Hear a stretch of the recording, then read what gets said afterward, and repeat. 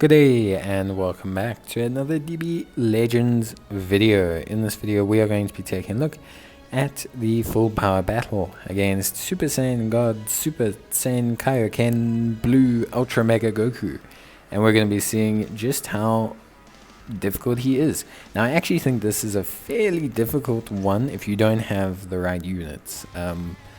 I think universe reps is kind of limited. I don't think a lot of newer players or people invest in universe reps. I don't really see it as that major a category.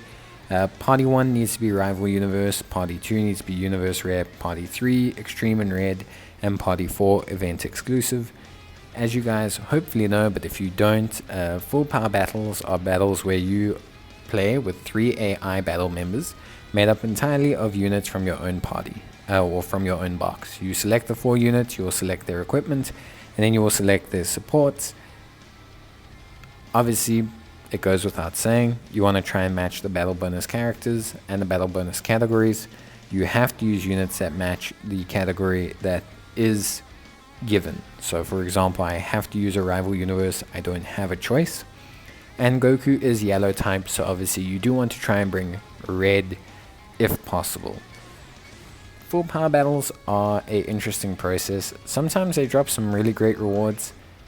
Other times they don't drop the wildest rewards. It's a bit of a mixed bag.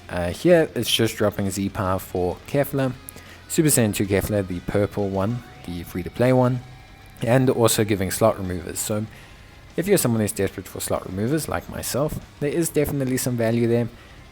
If you're someone who's not desperate for slot removers or doesn't care about free-to-play units, there's really no need for you to do this. So don't do it then. But yeah, if you are someone who's interested, then obviously you can help follow this guide. To cut a long story short, what you want to do is you want to match the categories, you want to try and get battle bonus characters, try and get favorable typings if possible. That's generally the best procedure. Red, for example, against yellow, blue against red, etc. The classic fire beats ice kind of matchup, except when Charizard's involved, because he gets handed. But yeah, basically, it's a pretty straightforward process. Equipment, you guys can see what I'm equipping here. You'll notice I'm just auto-equipping and auto-supporting. The only real thing with the supports is their level and their soul boost. So if you haven't leveled or soul boosted units that you're using as supports, I suggest you do so. It's good for you. So yeah, obviously, it's good for you in the long run. You get chrono crystals for soul boosting. It gives you more options from your box in future. So realistically, there's no reason not to do it. But anyway, we're gonna auto select. You can copy these equipment if you want to. And then you simply just have to take on the battle. There's a normal, a hard, and a scream difficulty. Generally speaking, I try to do the normal and the hard at least. But obviously, depends. I might go up to scream. Sometimes I just never get around to doing the hard, I will be honest. Sometimes it's either the same team build, or there's no difference, or it's very easy. So I try not to waste time covering stuff if possible.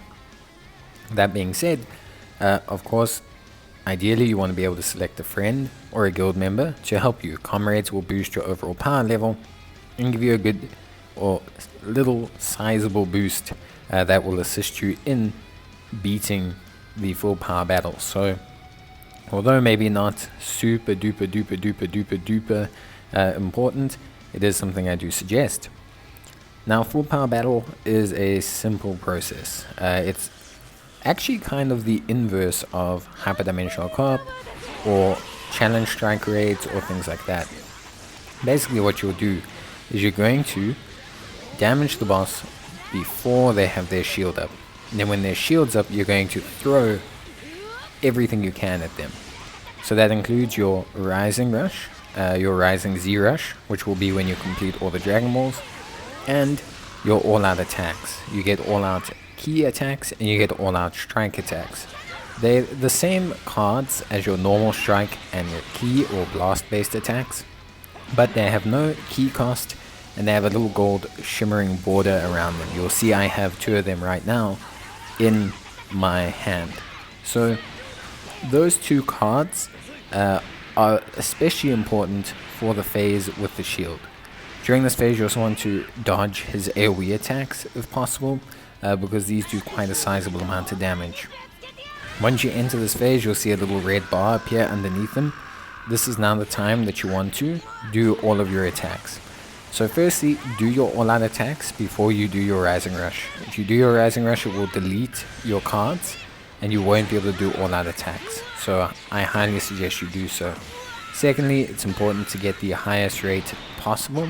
So you want to get perfect timings on your strike, and you want to get perfect taps on your blast. Then if you have any special moves in your hand, use those before using your Rising Rush. Special moves do substantially more damage than key or strike based cards, and again, they'll be deleted if you do not, after you use your Rising Rush. So try and make sure that you use them as well beforehand. And then you should, in theory, if you've built your team correctly, or if you've managed to perfect everything, be able to clear the shield. You'll notice when I did my strikes, I did not do it perfectly. So you're going to see Goku get away with literally a tiny smidgen of bar left, and that's the fine line that running such a low rate team has. It's one of those things. But it's all good. It's a perk of showing off how the mechanics work. So if you don't beat the limit burst, he will do AoE damage, which will do a lot of damage to a lot of units. Most units will be brought down to practically 1 health. If you have stronger units or more favorable units, then those units might be brought down to around 1/3 of health. But it can be very, very tough. So don't be surprised if you do fail if your team's a bit on the line. Like you're going to see me here, just fail this fight, and I'll do a video where I clear it with the same team. I do clear it with the exact same team. There's a couple changes. I add in comrades, and I switch myself to the blue Broly, but I'll also do a video on that if you want to see. But essentially, it can be tough. Save your Rising Rush, save your all-out attacks for the second phase of shield. You're going to see that I'm trying to DPS rush him down, essentially, by using these attacks beforehand. And that can sometimes work, but generally speaking, it does not. One big thing I will mention is you can knock out the boss during their shield phase. So the boss's health can reach 0 during the shield phase. So that's very, very important. And also don't use any special moves during this dodge phase. The boss is immune to damage. But yeah, that's basically it. There's honestly not too much more to cover with full power battles. Again, your rewards here are 1000 Z power for Kefla and slot removers that scale up. So you can get more slot removers the higher you go up in the difficulty, which is cool, but obviously not the biggest reward, but it's still great to cover it. And that's going to be it from me. So obviously that's just a guide to the event. I will be posting a video that is a guide to beating the event on normal, and then beating the event on hard, hopefully, as well, which you should be able to see on the channel shortly.